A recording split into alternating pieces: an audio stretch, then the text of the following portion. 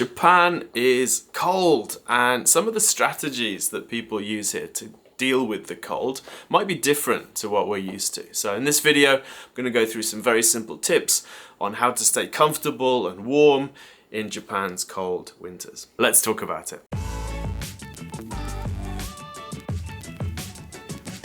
So the first tips are all about keeping yourself warm, kind of as an individual body, as it were. And the first one is to use Japan's excellent heat tech materials.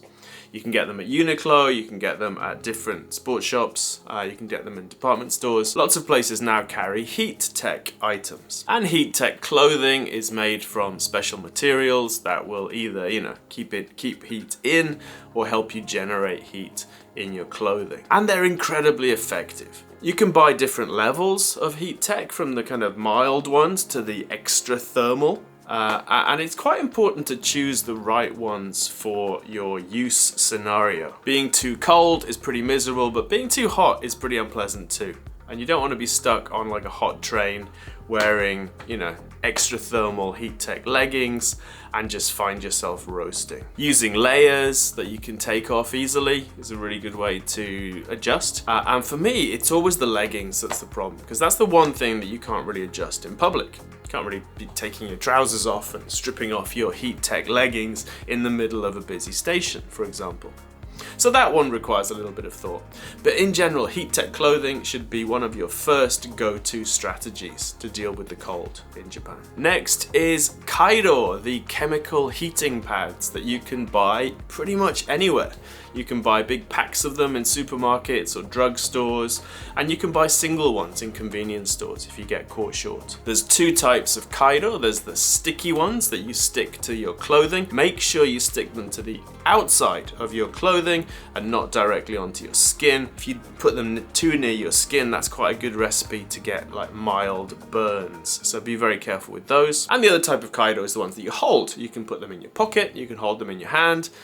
You can even put them in your shoes in some situations, like if you're skiing or something, but make sure you don't rub too much. And basically, Kaido give you that extra little help in terms of generating heat. Next is hot baths. So hot baths are very popular in Japan for a reason, and that is that they are incredibly good at actually getting you nice and warm in the evening. Ideally, you're going to be having a hot bath just before bed, and then you can use the mechanism of getting really hot in the bath and then cooling off afterwards to help you sleep better, because that's actually what happens when we fall asleep. So your body temperature drops and you go into a deeper sleep. So if you can help that along by getting into a hot bath just before you get into your probably colder bed and bedroom, that's really effective at both keeping you warm and helping you sleep better. I never really had hot baths before. It wasn't a big thing for me, but my wife's really into it, so now every night pretty much I do end up having a hot bath, and it is wonderful. Next, if you're going to be indoors, whether at home, at work, or somewhere else, make sure you've got decent slippers. I'm quite a fan of the kind of moccasin types. So the key, I think, is to have decent soles that are thermally insulated, and then something that's going to keep you warm. And this is going to make an enormous difference if you're on a cold floor in socks or in bare feet compared to being in a decent pair of slippers. Night and day, it's going to make a huge difference to your comfort level. Try to eat more winter food. So in Japan, this would be something like nabe, like a big pot that you fill with meat and vegetables. And the act of cooking the nabe is going to heat up your house or your home, and the act of eating the nabe. There's a reason that people eat things like nabe or stew or curry in the winter, because it warms you up and it keeps you very satisfied. So shifting your diet slightly towards these more kind of winter foods is going to make you feel more comfortable in the winter months. Exercise is an excellent way to get your body more used to generating heat. And also, I find if I'm sitting around for too long, I tend to start getting cold. And then, a couple of squats, a few push-ups, and my body temperature goes up again. I'm comfortable again. So just a small kind of micro exercise when you start getting cold is a really effective way to manage that. And then finally, somewhat counterintuitively, but I find that cold showers in the morning really help me feel warmer and less cold, at least for that morning part of the day. Now, I'm a bit of a wuss, so I don't do the full cold shower thing. My wife does. She just gets into a cold shower in the morning. I could never do that. I get into a hot shower, I get warm, and then I switch it to cold for the last minute and a half. And it's incredibly unpleasant, but afterwards, your body is focusing on heating itself up.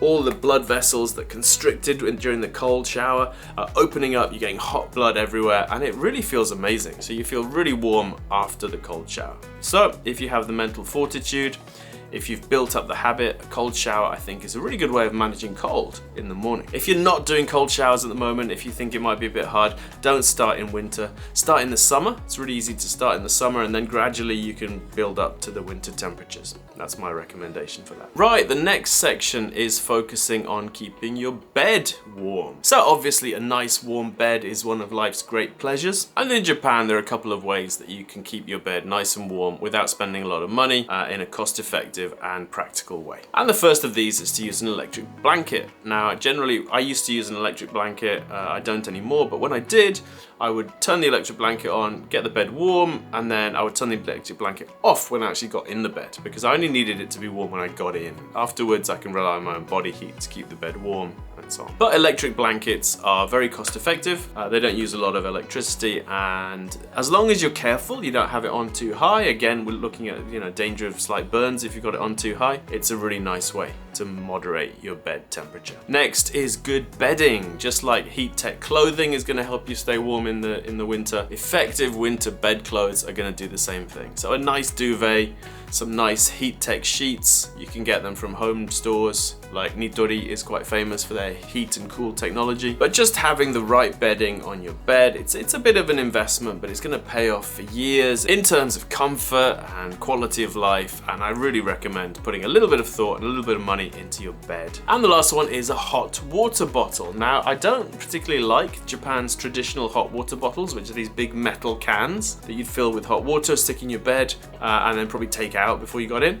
So again, these are bed warmers. I much prefer the rubber ones that we had in the UK, little flexible hot water bottles. And recently, my wife's been using something that's really cool, which is a kind of rechargeable hot water bottle, except it doesn't use water. So you've got a little mass of whatever, you plug it into a USB, it heats up, and then you can keep it with you or put it in your bed or sleep with it, and it stays hot for a few hours. So really effective gadget, and that's probably my recommendation over a hot water bottle. Because hot water bottles do have that slight risk of obviously hot or boiling water. If it breaks or something, you can spill it on yourself. It's a little bit dangerous, especially if you've got kids or something. These new rechargeable ones seem much safer and much more practical. And the last section is keeping your home warm. So Japanese homes, generally speaking, are not insulated as well as we might want them to be. And so here are some tips to help deal with that. Now, the first tip is to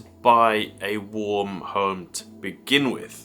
And obviously this isn't very helpful if you're renting or if you already have a home. But if you're looking for a home, or you're thinking of building a home, or you're going to buy a home, then prioritizing heat and comfort is an amazingly good investment in your quality of life, and it's going to actually save you a lot of money in heating and cooling costs as well. So what are we looking for in a good quality warm home? We're looking for insulation, we're looking for decent windows, we're looking for air tightness, and we're looking for ventilation, preferably heat exchange mechanical ventilation. Now, none of these generally come as standard with Japanese houses. Unfortunately, consumers here don't really know about it, and they don't know to ask for these things. But they are available. There's a number of house makers that have products that fit these categories. Ichijo is one of the better known ones for this, but shopping around and buying something that's going to be warmer and more comfortable is an excellent decision to make. If you're interested in this topic, leave a comment below. I'll try and make a video about it. But generally speaking, know that there are really good options in Japan for comfortable modern homes, and you don't have to settle for an uninsulated, ineffective home when buying a place in Japan. Now, let's say that you already own your home and it's not quite up to spec. What can you do? Well, you can renovate and make improvements. We bought our mansion 9 years ago, and the first thing we did was we put in extra windows, we put in an extra inner door, and those small, relatively reasonable improvements transformed the home. It made it much more pleasant, much warmer, much quieter, very much worth the money in terms of quality of life. So let's look at windows. Lots of windows in Japan unfortunately have like metal frames, which is the worst thing you could do there in terms of heat transmission. Often they're single pane glass, sometimes they're even drafty, and none of those are good when you're thinking about keeping your room nice and pleasant to live in. Fortunately, Japan has a very low cost solution, which is to put in extra inner windows. Particularly in mansions where you're not allowed to do anything to the outside of the building, adding an extra set of windows on the inside is a great way to make it more insulated and more efficient without spending a lot of money and without running foul of the building rules and so on. Even for houses, it's very cost effective to put in extra windows on the inside if you need them. That's what we did with my wife's parents' place. Now, these inner windows you can get from various manufacturers. Lixil is the one that we used, and their inner windows are called In Plus. And you've got a couple of options when it comes to this. So you can buy the windows yourself and install them yourself if you're a bit handy, or you can go through a renovation or construction company. They can do it for you. We chose the latter because I am about as useful with DIY as a butter saucepan. You may be able to get some kind of grant from the local government to help you do this in terms of improving energy efficiency. Any kind of renovation company that you go through would be aware of local grants available in the area, and often they can apply on your behalf for them. But putting in inner windows is a great option if you own your home. The other main thing we did was we put in an extra front door. So our front door in our mansion is made of metal, and it's obviously incredibly cold in there. In the winter, it's incredibly hot in there in the summer. So what we did is we put in an extra door just in front of the Genkan, making a kind of airlock, and this is incredibly effective. It keeps the cold inside the Genkan, it keeps the moisture from the home inside the home so that your door doesn't get covered in like moisture and water and condensation running down it. Opening the outside door, as long as you close it before you open the inner door, you don't get too much air, cold air moving in and out, and it's just a really effective way to make your home more pleasant. That did cost us a bit more than the windows because obviously it has to be built from scratch, but we found it well worth doing. I've actually got a blog post about these home improvements. I'll link to it in the description. Now, what happens if you don't own your home? What if you're renting? Obviously you can't be changing the building if you're in that situation, but you can do something similar. So in Japan, it's very common to see people putting bubble wrap on their windows, or like special film that you can buy in DIY stores to put over your windows. And what both of these do is they trap air, and air is a really effective insulator. So if you can trap layers of air between your room, which is hopefully going to be warm and pleasant, and the outside, which is going to be much colder, you can create more insulation effect on there. And this works incredibly well. So the bubble wrap is cheap. It's a bit of a hassle putting it up and taking it down again, but it's often well worth doing. For the door, you might not be able to install an extra front door, but what we used to do when we were renting is we would hang sheets of thick plastic, much like supermarkets have, you know, between the main market and their cold room. They got these kind of hanging vertical sheets. We would get 3 big sheets of thick plastic, overlap them and hang them in front of the front door, and we got a very similar effect to what we have now with our permanent kind of extra door there. Really recommend it, especially if you're in an apartment or a mansion where the door is made of metal and that Genkan space is incredibly cold. If you can wall that off, again, create a bit of a barrier between the Genkan and the inner space, that works really, really well. Now, once you've sorted out those weak points, you know, whether it's drafts, whether it's the front door, whether it's the windows, you've improved them slightly, you might want to think about humidity. This is especially important if you're heating your room with your air conditioner. Dry air does not retain heat or transmit heat very well, so it makes an enormous difference to increase the amount of humidity in the air when you're trying to heat it. I will often find at work that I'm cold even though the air conditioner is working really hard until I plug in the humidifier, and within 20 or 30 minutes the room feels much warmer. Having a more humid environment at home in the winter is also good for your throat, it's good for avoiding colds and viruses and so on, so it's a really good idea to make sure that your room humidity